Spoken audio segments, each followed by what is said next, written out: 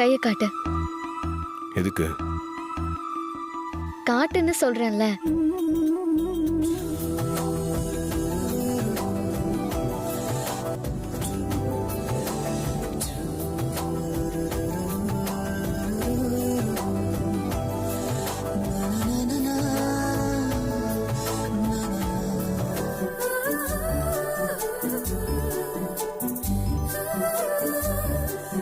கைக்கு இந்த ரிங்கு நல்லா இருக்கு.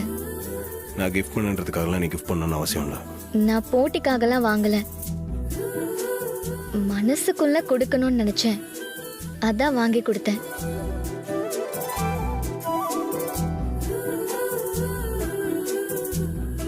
இனிமே இந்த ரிங்க பார்க்கும் போதெல்லாம் உனக்கு என் ஞாபகம் வரும்ல.